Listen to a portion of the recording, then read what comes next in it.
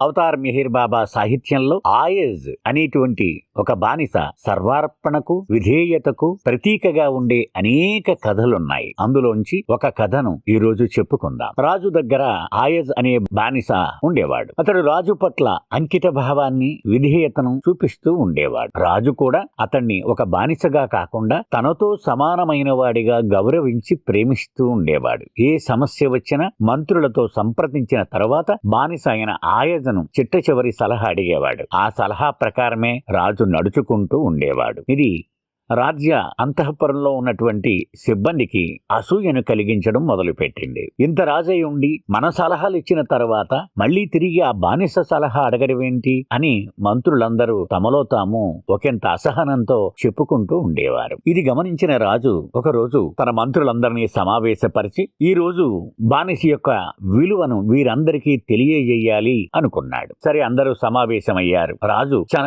చేతికి ఉన్నటువంటి రాజముద్ర, ఒక ఉంగరం, ఆ ఉంగరాన్ని ఒక ప్రదేశంలో పెట్టి మహామంత్రిని పిలిచి దీని విలువ ఎంత ఉంటుంది చెప్పమన్నారు. అతను సుమారుగా లెక్క వేశాడు. ఎంతో ఫలానా మొత్తం ఉంటుంది అని చెప్పాడు. మరొక మంత్రిని పిలిచారు. అతడు కూడా చెప్పాడు. అయితే ఈ వ్యత్యాసాలు ఉండడం వలన ఆస్థాన కంసాలని కూడా పిలిపించి దాని విలువ కట్టించారు. అంటే వజ్రాలను విలువ కట్టేవాళ్ళు, బంగారాన్ని విలువ కట్టేవాళ్ళు వీళ్ళంతా ఉంటారు కదా, వీళ్ళంతా వచ్చి దాని విలువను కట్టారు. చివరిగా రాజు తన బానిస అయిన ఆయస్ను పిలిచి దాని విలువ ఎంతో చెప్పమని అడిగాడు. ఆయస్ ఆ ఉంగరాన్ని తన చేతుల్లోకి తీసుకుని దానిని పరిశీలించి, ప్రభు, ఇది మీ వేలికి ఉన్నంత వరకు దీని విలువ అమూల్యము. ఇది మీ వేలు నుండి తీసివేయగానే దీనికి ప్రత్యేకించి విలువ ఏముంటుంది అన్నాడు. అద్భుతమైనటువంటి సమాధానం అది. అంటే రాజు పట్ల ఎంత అంకిత భావము, ఎంత విధేయత, ఎంత సర్వార్పణ ఉన్నదో మనకు విదితమవుతుంది. అంచేత మెహర్ బాబా ఎప్పుడు చెబుతూ ఉండేవారు, నీవు